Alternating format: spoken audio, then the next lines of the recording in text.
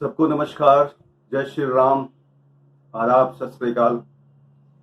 मैं doctor Ajay Kumar Sharma, professor in geography, SPC government college Ajmer, आपका इस नए लेक्चर में, आज के लेक्चर में स्वागत करता हूं, अभिनंदन करता हूं। और आज का लेक्चर है लेबिन्सरम, एक टर्मिनोलॉजी जर्मन जियोपॉलिटिशियंस ने इस्तेमाल की थी, जिसका इम्पैक्ट सेकेंड वर्ल्ड वॉर और उसके बाद तक रहा। आप देखिए, एक शब्द, एक टर्म की यात्रा और उसका प्रभाव कितना गहरा होता है। लेबिन्सरम का मतलब है लिविंग स्पेस, जिसे जर्मनी के जियोपॉलिटिशियंस ने मोर लिविंग स्पेस फॉर जर्मन्स के अपनी फॉरेन पॉलिसी बना के इसको यूज किया। क्योंकि जर्मन्स, उनका कहना था कि जर्मन एक सुपीरियर रेस है, सुपीरियर ब्लड है, आर्यंस हैं, इसलिए उनको एक्सपेंशन का, स्टेट के एक्सपेंशन का अधिकार है। वो जो इंफीरियर रेसेस हैं उनको खत्म करके अपने जो सुपीरियर रेस है, आर्यंस हैं, उनको विश्व स्तर पर स्थापित करने का प्रयास करेंगे।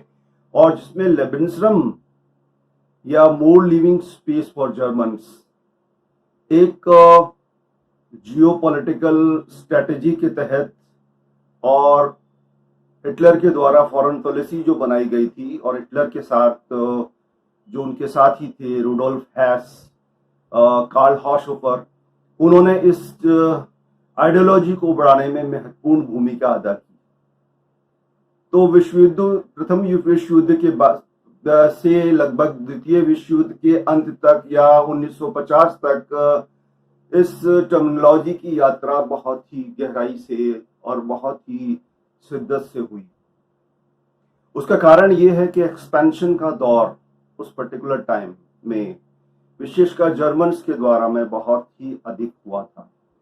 इसको एक मैंने आपको बताया, फॉरेन पॉलिसी और इंटरनेशनल रिलेशंस को बढ़ाने के लिए इस्तेमाल किया गया था।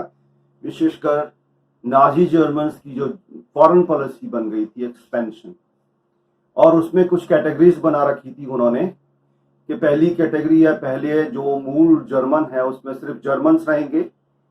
दूसरा जो रिंग होगा उसमें जर्मन मेजॉरिटी में रहेंगे, और जो इन माइनॉरिटी में जो अदर स्पीसीज के प्रजाति के लोग हैं उनको राइट्स नहीं होंगे, वो सिर्फ खा पी सकते हैं, रह सकते हैं।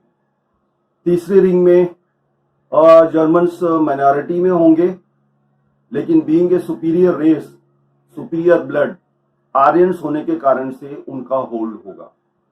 और चौथी रिंग में जो सबसे आउटर होगी उसमें जर्मन आर्मी होगी, और इन रिंग्स का एक्सपेंशन होता चले जाएगा, दक्षिण की ओर, पूर्व की ओर, पश्चिम की ओर, और धीरे धीरे इस सुपीरियर रेस को, जर्मन्स को पूरे विश्व पर स्थापित कर दिया जाएगा। ऐसा हिटलर की सोच थी।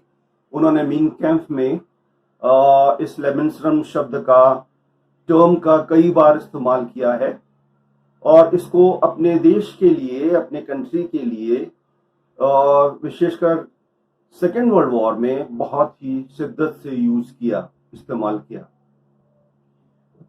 अब उस समय ये और उसके बाद में जो पॉलिटिकल ज्योग्राफी में इस शब्द का, इस टर्म का के ऊपर बहुत कार्य हुआ, और इतना अधिक कार्य हुआ कि बाद में ब्रिटेन और अमेरिकन ने भी इसके ऊपर या इसको बढ़ाते हुए रिसर्च किए, शोध किए, पुस्तकें लिखी।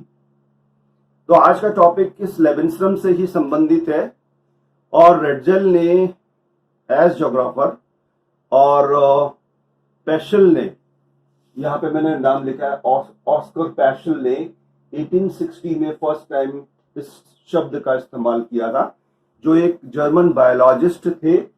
उसके बाद में फ्रेडरिक रेडजेल ने अपनी पुस्तक people and space, territorial growth of the state, living space 1901 में इस शब्द का अधिक से अधिक इस्तेमाल किया, और स्टेट को एक ऑर्गेनिक या जैविक इकाई मानते हुए किसी भी स्टेट को ग्रोथ करने का मूल अधिकार बताया, फंडामेंटल राइट बताया। और ये रिफ्लेक्शन ऑफ सोशल डार्विनिज्म की तरफ जाता है। एक तो बायोलॉजिकल डार्विनिज्म है और उसको इन जर्मन्स ने सोशल डार्विनिज्म के रूप में यूज किया कि विकास का जो चक्र है, एवोल्यूशन जो है, वो सिर्फ स्पीशीज पर ही नहीं यूज किया जाता, बल्कि स्टेट भी एक जैविक इकाई के रूप में होती है। उसमें भी स्पंदन है, पॉपुलेशन है, कल्चर है, हिस्ट्री है, और उनका एक्सपेंशन होना भी स्वाभाविक है, जैसे जीवों का होता है। जैसे जीव बढ़ते हैं, उनकी वृद्धि होती है, उनकी जनसंख्या बढ़ती है और उनका एक्सपेंशन होती है, उनकी टेरिटरी बढ़ती है। वैसे ही मानव को भी, और विशेषकर मानव को, किनको? जर्मन्स, जो सुपीरियर हैं और जो प्योर ब्लड से हैं, और उनको यह अधिकार है कि वो इंफीरियर का शिकार कर सकें, जिन्हें वो इंफीरियर समझते थे, और उनके अधिकारों और उनके क्षेत्रों पर और उनके संसाधनों पर अधिकार कर सकें। क्योंकि जर्मन्स की पॉपुलेशन बढ़ रही है और जर्मन को मोर लिविंग स्पेस चाहिए, अधिक जीने का क्षेत्र चाहिए, एक्सपेंशन चाहिए। क्योंकि जर्मन की जो लेविश लाइफ थी उस समय, वो विश्व में सबसे अच्छी थी। जो लग्जरियस लाइफ थी, जो फैसिलिटीज थी वहां पर, सबसे अच्छी थी। अब लिविंग स्टैंडर्ड को बनाए रखने के लिए, लग्जरियस लाइफ को बनाए रखने के लिए अधिक से अधिक संसाधनों और क्षेत्रों की आवश्यकता पड़ती है। तो एक कूटनीति के तौर पर, डिप्लोमेसी के तौर पर और फॉरेन पॉलिसी के तौर पर इस शब्द का इस्तेमाल किया गया। तो रेटजेल ने इसके संबंध में 7 स्टेजेस दी, 7 लॉज, 7 नियम या 7 स्टेजेस टू ग्रो स्टेट। किसी भी राज्य के या राष्ट्र के विकास के लिए, उसके उत्थान के लिए, उसके एक्सपेंशन के लिए, उसके विस्तारण के लिए 7 नियम बताए कि अगर कोई स्टेट इन 7 नियमों को फॉलो करता है तो निश्चित रूप से उनका एक्सपेंशन सही दिशा में होगा, उनकी ग्रोथ सही दिशा में आएगी। उसमें पहला है, size of the state grows with culture.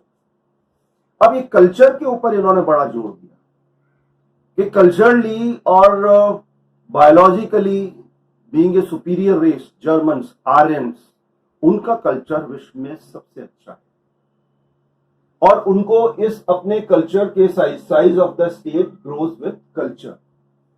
जो स्टेट का साइज होता है, आकार होता है, वो उसकी कल्चर के मुताबिक बढ़ता जाता है। अब कल्चर के में कई पहलू होते हैं। उनका मजहब हो सकता है, उनका जीवन पद्धति हो सकती है, उनकी भाषा हो सकती है, उनके ट्रेडिशंस हो सकते हैं, उनकी हिस्ट्री हो सकती है, उनके कस्टम्स वगैरह हो सकते हैं। तो इस आधार पर जर्मन्स को या किसी भी स्टेट को अपने राज्य की वृद्धि करने का प्राकृतिक रूप से अधिकार प्राप्त हो जाता है। ये पहला लॉ रेटजेल ने बताया। दूसरा लॉ, ग्रोथ ऑफ पॉपुलेशन, कि इस स्टेट की जो पॉपुलेशन बढ़ रही है, जनसंख्या बढ़ रही है, उस जनसंख्या के भरण पोषण के लिए भी अधिक स्थान और अधिक रिसोर्सेज, संसाधनों की आवश्यकता पड़ेगी, और अधिक स्पेस या स्थान या संसाधनों की आवश्यकता पड़ेगी।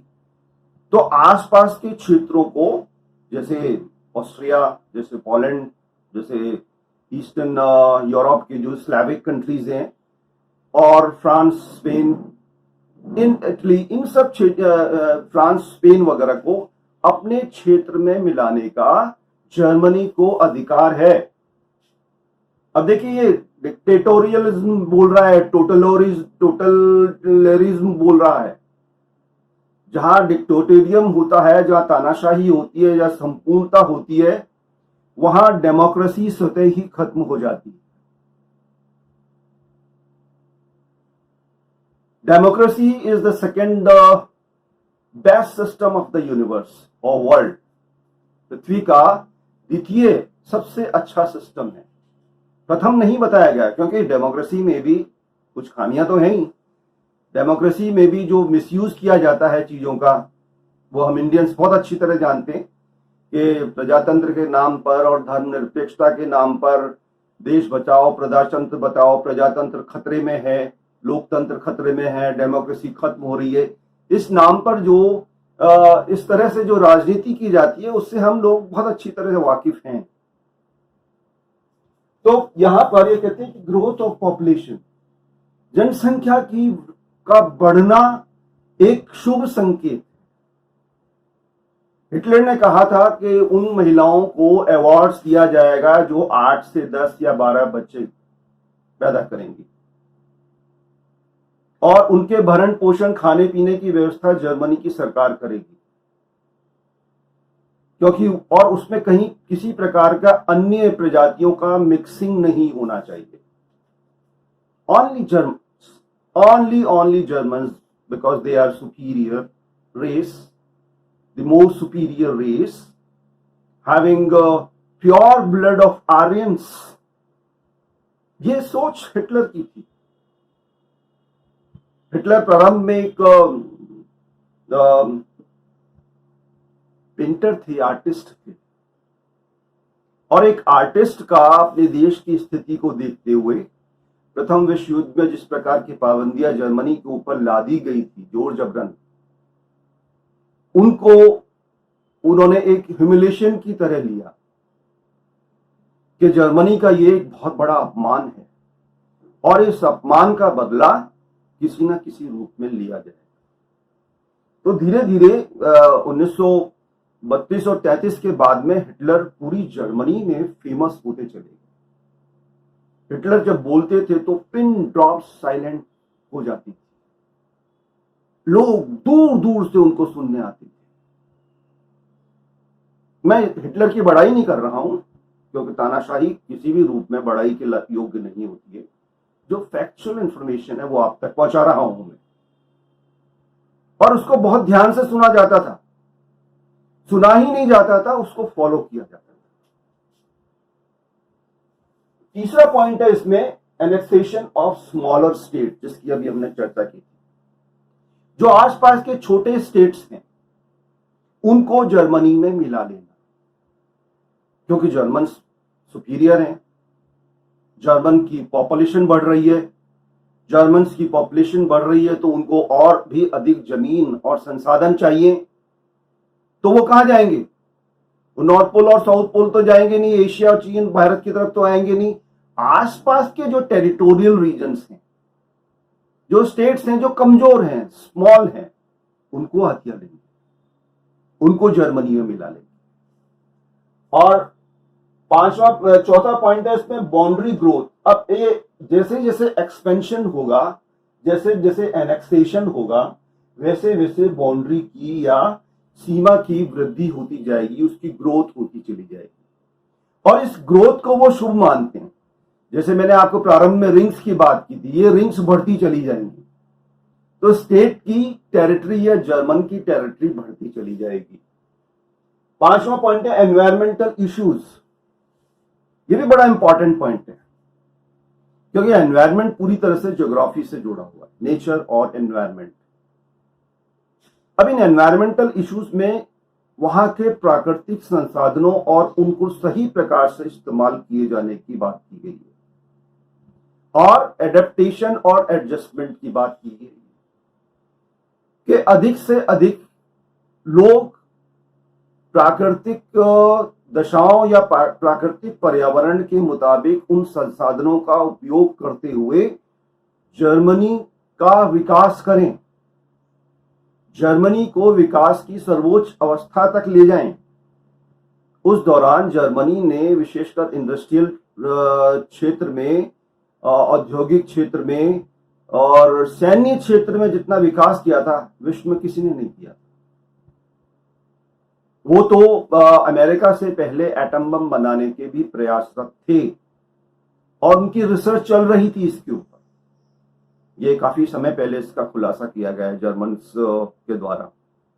सेकेंड वर्ल्ड वॉर के बाद ही अमेरिकन जो वहां पहुंचे थे, उन्होंने भी इस इशू को नोट किया था कि Hitler was ready to use, और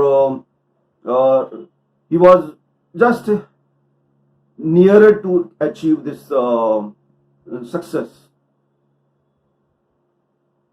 और छठा पॉइंट है outside growth of the state, जो कि इनसे ही संबंधित है। अब ग्रोथ कहां होगी? जब किसी स्टेट का एक्सपेंशन होगा, विस्तार होगा, बाउंड्री बढ़ेगी, तो बाहर की और जर्मन्स निकलेंगे, बाहर की और जर्मनी की सेना जाएगी और धीरे धीरे धीरे धीरे outside growth of the state का बाहर की और विस्तार होना चाहिए या होता चले जाएगा। ये एक शुभ संकेत मानते हैं वो। और 7वां पॉइंट है कंटिन्यूअसली इंक्रीज।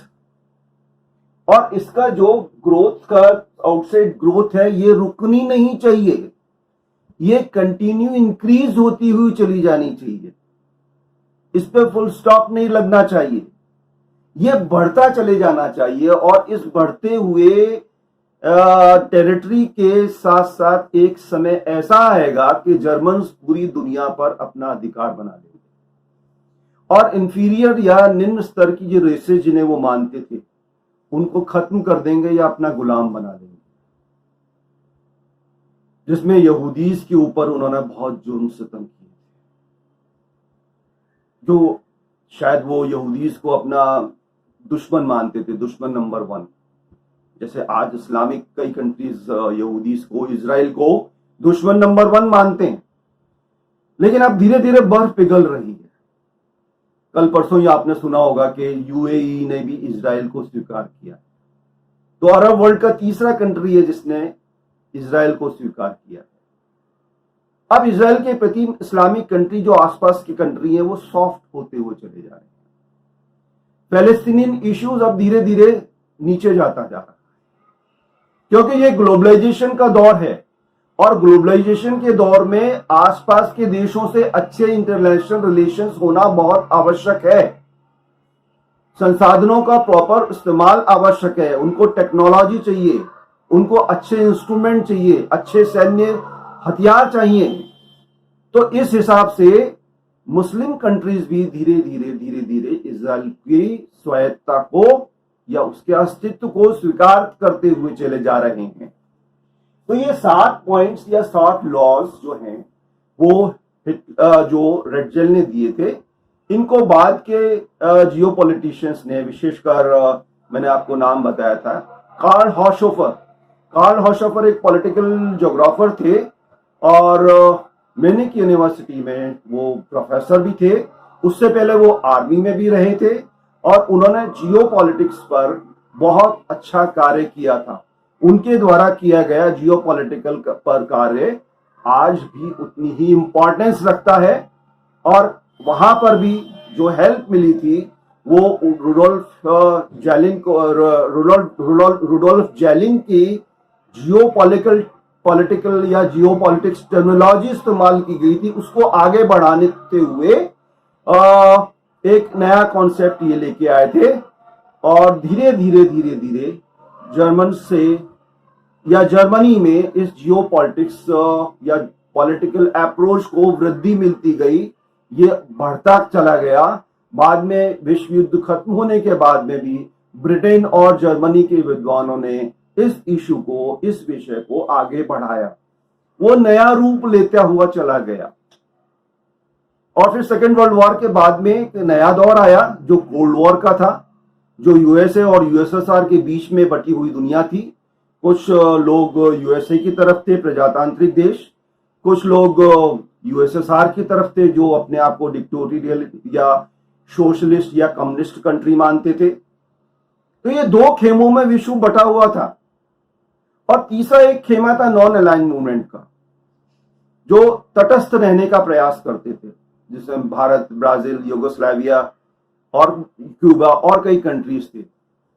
लेकिन वो वास्तव में तटस्थ नहीं थे, वो एक पॉलिसी के तहत तो तटस्थ थे, लेकिन आप सब जानते हैं कि भारत का झुकाव प्रारंभ से यूएसएसआर की तरफ रहा है और ये 1991 तक रहा, जब यूएसएसआर ब्रेकअप नहीं हो गया तब तक।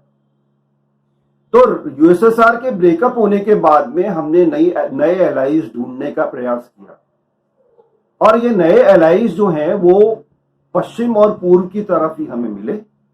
यूएसए, ब्रिटेन, यूरोपियन कंट्रीज, और इधर ईस्ट में जाएं तो जापान और कोरिया, ताइवान, चाइना को हमने एक फ्रेंड बनाने की कोशिश की थी, लेकिन वो एक्सपेरिमेंट गलत चला गया। चाइना को हमने बहुत हेल्प की थी उस समय की गवर्नमेंट ने, जब मिस्टर जवाहरलाल नेहरू हमारे देश के प्राइम मिनिस्टर थे, उन्होंने बहुत छूट दी थी चाइना को, और ये माना था कि शायद वो हमारा एक नेचुरल अलाई होगा, हमारा मित्र होगा। लेकिन जो ब्लड होता है और जो संस्कार होते हैं वो कभी बदलते नहीं है। पीछे से हमला करने वाले हमेशा पीछे से ही करते हैं, आगे से वो मीठे बने रहते हैं। हमारी सोसाइटी में भी आपको ऐसे लोग बहुत मिल जाएंगे जो मुंह पर बहुत मीठे और घूमते ही पीछे आपके पीठ में छुरा, पता ही नहीं पड़ेगा। तो ऐसे लोगों से, ऐसे कंट्रीज से जो इस प्रकार की पॉलिसीज पर चलते हैं, उनसे सावधान रहने की आवश्यकता होती है। फिर 2000 के बाद में एक नया दौर आया, जो 2001 में, जो 2001 जब 9/11 हुआ, अमेरिका के ट्रेड सेंटर पर और पेंटागन पर वाशिंगटन में मुस्लिम इस्लामिक अटैक्स हुए। That was a turning point in the world geopolitical system. Turning point, U-turn. अभी तक जो इंडिया चिल्लाता रहता था टेररिज्म से परेशान है हम, आतंकवाद से परेशान है, पाकिस्तान स्पॉन्सर्ड आतंकवाद से परेशान है, वो विश्व स्तर पर जाके बोलते थे हमारे लीडर्स वगैरह, लेकिन पश्चिम ध्यान नहीं देता था। लेकिन जब खुद के पड़ी नहीं चपाट, तब उन्होंने कहा, अरे terrorism is the big issue, it is a big problem, so how to tackle this problem? एक नए शब्द का इस्तेमाल किया गया, war terror, terror, war on terror, के आतंकवादी या आतंकवाद के ऊपर एक नए प्रकार की पॉलिसी युद्ध के रूप में लागू की जाए विश्व स्तर पर। और फिर इराक, ईरान, अफगानिस्तान वगैरह, पाकिस्तान वगैरह, जिसमें अलकायदा और ओसामा बिन लादेन का बहुत बड़ा रोल था उन अटैक्स में, उनके ऊपर अटैक्स किए गए। और बाद में पाकिस्तान में ओसामा बिन लादेन पकड़ा गया, उसको और उसके जो आसपास के जो क्षेत्र थे, उन लोग थे, उनको मार दिया गया और एक आतंक का खत्म हुआ। उसके बाद जस्ट बाद ही उसी से रिलेटेड आईसिस का भी जन्म हुआ। बगदादी एक खलीफा के रूप में उभर कर आए। तो एक आतंकवाद का एक नया चेहरा बन गया, इस्लामिक आतंकवाद, जो एक मजहब विशेष के ऊपर आधारित था। पैन इस्लामिज्म का कॉन्सेप्ट डेवलप हो गया, ये पूरी दुनिया का इस्लामीकरण करना। ये देखिए इंसान के दिमाग में क्या क्या फितूर पैदा होते हैं, उसका खुद का पता नहीं कि कल क्या होगा। वो 100 साल या 500 साल की प्लानिंग करता है कि मैं ये करूंगा, ये होगा, वो होगा, फलाना होगा, टिकड़ा होगा, और खुद का दूसरे मिनट का पता नहीं है, दूसरे सेकंड का पता नहीं। बाद में बगदादी भी मारे गए, नए ग्रुप्स पैदा हो गए, क्योंकि टेरर जो है वो कभी खत्म नहीं हो सकता। हमारी जो सोसाइटी में टेररिज्म का जो कॉन्सेप्ट है, गए 18th सेंचुरी के बाद में गोरिल्ला युद्ध प्रारंभ होते होते ये इस्लामिक टेररिज्म का कॉन्सेप्ट आ गया है। ये कभी खत्म नहीं हो सकता, लेकिन इसको कंट्रोल किया जा सकता है, इसको काफी हद तक डिमोलिशन के करीब लाया जा सकता है। क्योंकि आइडियोलॉजी कभी मरती नहीं है, विचार कभी मरते नहीं है, वो कहीं ना कहीं हमारे सबकॉन्शियस माइंड में जिंदा रहते हैं, वो कभी भी बाहर आ सकते हैं। तो पूरी दुनिया का एक नेटवर्किंग किया गया। ये नेटवर्किंग जो ज्योग्राफी में वर्ड इस्तेमाल किया जाता है, जो टेरर नेटवर्किंग कहलाता है, ये 2000 के बाद में ही, 2001 के बाद में ही इस्लामिक वर्ल्ड ने अपनाया कि हर जगह जहां जहां इस्लाम या इस्लाम के फॉलोवर्स हैं उनको एक्टिवेट किया जाए, मदरसे बनाकर इस्लामिक तालीम दिया जाके, जिहाद की तालीम दिया जा सके जाकर, कि जितना आप अधिक अपने मजहब के लिए मरेंगे, मारेंगे, तो आपको जन्नत मिलेगी, आपको 72 हूरें मिलेंगी, अल्लाह आपसे बातें करेगा। एक ऐसा हिप्नोटाइज कर दिया जाता है बच्चों को कि वो फिदाइन बन जाते हैं, सुसाइडल अटैक्स करते हैं, सोसाइटी में जाकर ट्रक्स चढ़ा देते हैं। हमारा देश तो 1947 से ही इस प्रकार के टेररिज्म को झेल रहा है। डिवीजन भी एक प्रकार का टेररिज्म था जिसमें लाखों लोगों को मारा गया, हिंदू मुस्लिम दोनों ही, सिख, ये तीन कम्युनिटी बड़े मैसेकर से उभर के आई हैं उस समय।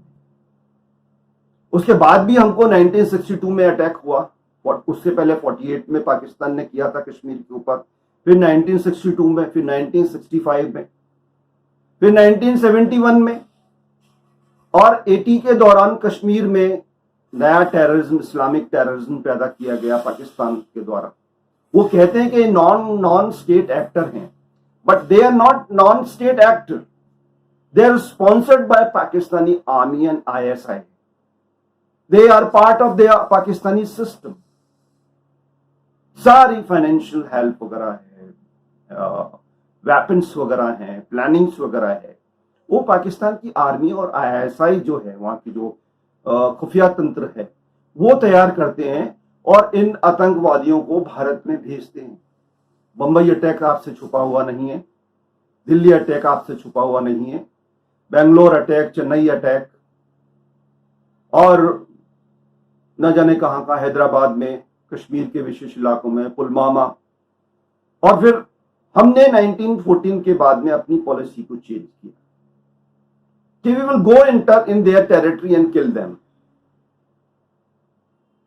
कि बहुत हो गया, बहुत सह लिया ये, अब नहीं सहेंगे, अब तुम्हारे घर में घुस के मारेंगे। और बालाकोट में हमने किया हो। और हमारे देश में ऐसे मूर्ख पॉलिटिशियन भी थे जो कहते थे सबूत दो। They were not with the country, वो देश के साथ नहीं थे उस समय। आर्मी और आर्मी चीफ को गुंडा कहा गया, जो किसी भी डेमोक्रेटिक स्टेट के लिए नॉट गुड साइन। क्वेश्चंस किए गए, जो आर्म्स डीलिंग की, राइफल्स वगैरह लिए जाने थे, उनको रोकने का प्रयास किया गया। चाइना से अंडरग्राउंड फ्रेंडशिप की गई। क्या एक पॉलिटिकल पार्टी जो विपक्ष में है किसी स्टेट से किसी प्रकार का कॉम्प्रोमाइज कर सकती है, किसी प्रकार का पैक्ट कर सकती है? नहीं कर सकती। किया गया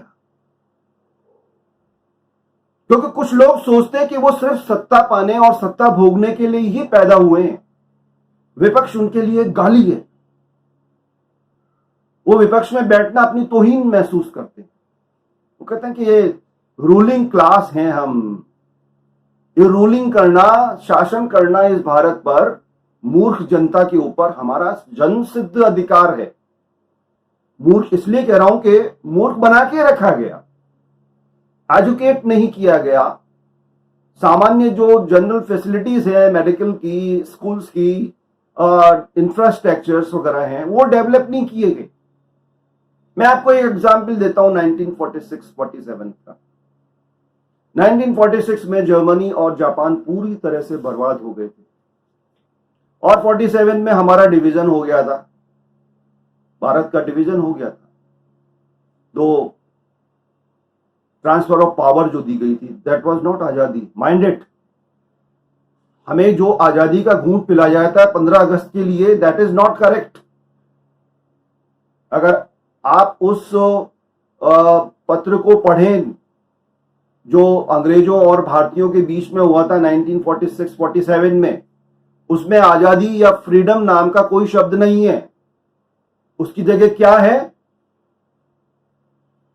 अंग्रेजों ने शर्त रखी थी भारतीयों पे, कांग्रेस और मुस्लिम लीग पर से, कि हम आपको वो सब कुछ देंगे, लेकिन हमारा झंडा सम्मान से उतरना चाहिए, उसका अपमान नहीं होना चाहिए, यूनियन जैक का अपमान नहीं होना चाहिए। तो हम आपको ट्रांसफर ऑफ पावर करेंगे, उसमें कहीं आजादी, फ्रीडम का कोई वर्ड नहीं। हम सम्मान से, जैसे कि वो आए थे तो उनको यहां पर हमने अपने देश की सत्ता सौंप दी थी, जो वो हमको वापस देके जा रहे हैं। इतना बेवकूफ बनाया गया हमको।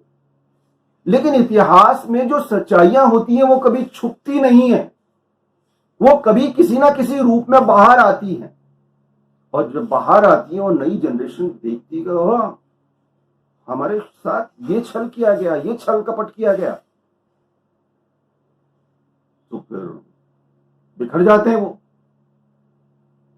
जो जनघुट्टी पिलाई गई अहिंसा की, अहिंसा परमो धर्म, इन सब को 1914 के बाद में हमने साइड में किया और उन टेररिस्ट कंट्री को, टेररिस्ट ग्रुप को, जिन्होंने यहां के लोगों को स्लीपिंग सेल के रूप में यहां पर लॉबिंग कर रखी थी देश में, अपने लोगों को जगह जगह पर बिठा रखा था, उनको एक्सपोज किया, उनके सारे फाइनेंशियल एड्स काट दिए गए। धारा अनुच्छेद 370 और 35A को हटाया गया, जिसके लोग कहते थे कि ये तो असंभव है हटाना। और आपको बता दूं, ये संविधान का पार्ट नहीं रहा है, इसको बाद में जोड़ा गया है। डेमोक्रेटिक स्टेट या सेक्युलर स्टेट अगर कोई है तो वहां पे लोगों को समान अधिकार मिलते हैं। ऐसा नहीं कि एक वर्ग विशेष को ज्यादा अधिकार दे दी जाए, एक को कम कर दिए जाए। अगर ऐसा किया जाता है, जो कि हुआ है, तो वो तुष्टीकरण कहलाता है और उससे पोलराइजेशन सोसाइटी में होता है, ध्रुवीकरण होता है। लोग जातियों में, वर्गों में, समुदायों में, मजहबों में बंट जाते हैं। और यही सरकार का उद्देश्य था। Divide and rule is the best policy. इन मूर्खों को लड़ाओ भिड़ाओ, कटते मरते रहेंगे और अपन शासन करते रहेंगे आराम से। सत्ता सुख, सबसे बड़ा सुख, यह मोटो बन गया था। नई गवर्नमेंट ने आके इस मोटो को चेंज किया कि सत्ता सुख के लिए नहीं, जनता सुख और जनता की सेवा के लिए, देश की सेवा के लिए। और इन दुश्मनों को, इन आतंकवादियों को चैन से नहीं बैठने देंगे, इनको इनके घरों में जाकर मारेंगे। और मारा, बालाकोट का स्ट्राइक आपने देखा। चाइना को 2 बार टक्कर दी हमने। ठीक है, 1962 में हमारी उस समय की सरकार कमजोर थी, लेकिन 1967 में जो नाथुला में एक छोटा सा कॉन्फ्लिक्ट हुआ था, उसमें हमारी आर्मी में चाइनीज को बहुत बुरी तरह से मारा। 500-600 चाइनीज आर्मी मैन को मारा। उसके बाद वो चू नहीं किया उसने।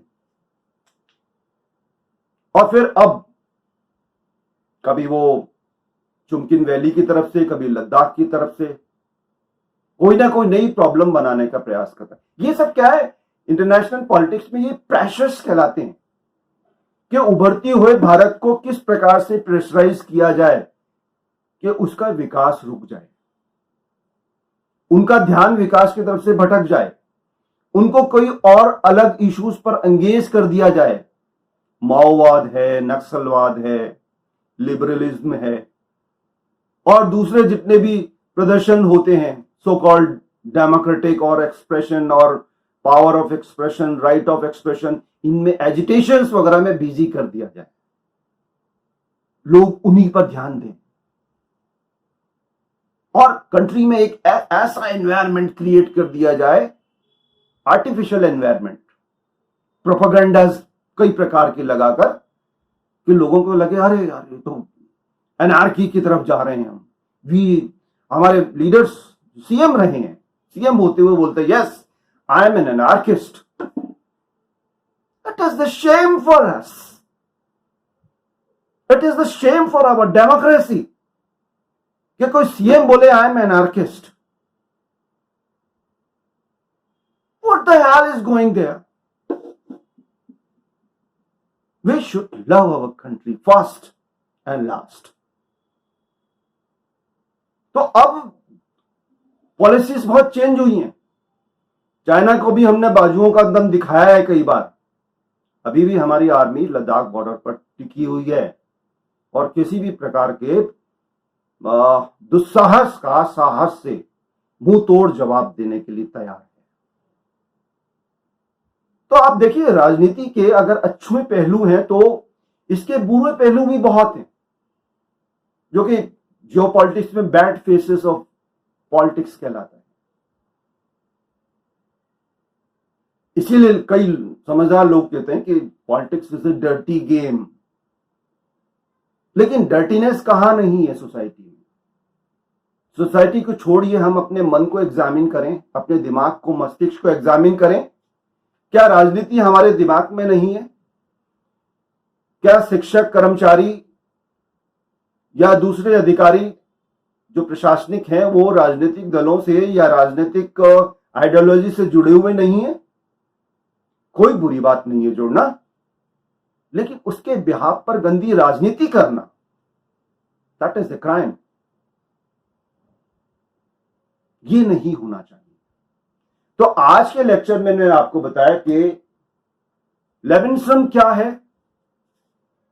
और उससे संबंधित मैंने आपको कई एग्जाम्पल्स दिए, और रेडजल ने जो लेविन्सम को मानते हुए स्टेट के एक्सपेंशन के लिए 7 लॉज बताए, उनकी चर्चा की।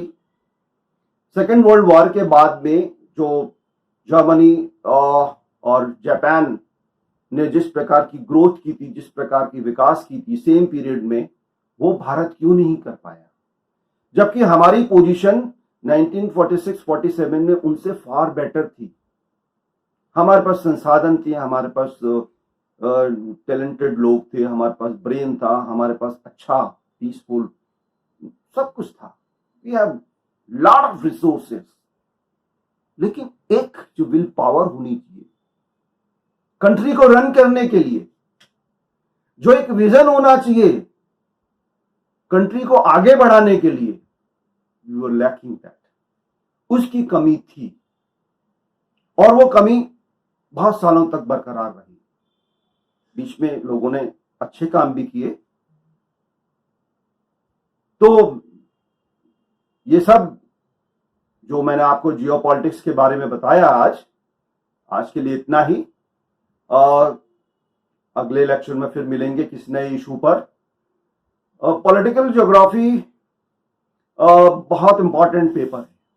इस चीज पे मैं 2 मिनट आपको गाइड करना चाहूंगा। आईएएस में और नेट में पॉलिटिकल ज्योग्राफी और थॉट और ह्यूमन ज्योग्राफी से बहुत से क्वेश्चंस आते हैं। ये अलग ब्रांचेस हैं। ह्यूमन ज्योग्राफी, पॉलिटिकल ज्योग्राफी अलग ब्रांचेस हैं। तो जो लोग पॉलिटिकल ज्योग्राफी ऑप्ट किए हैं और उनके लिए एक बहुत बड़ा चांस है ये अपने आप को कॉम्पिटिटिव एग्जामिनेशंस के लिए तैयार करने के लिए। वैसे तो सब विषय, सब ब्रांचेस अच्छी होती है, ये डिपेंड करता है अपना इंटरेस्ट किस में है, अपनी रुचि किस में है। आज के लिए इतना ही। बहुत बहुत धन्यवाद। Thank you very much.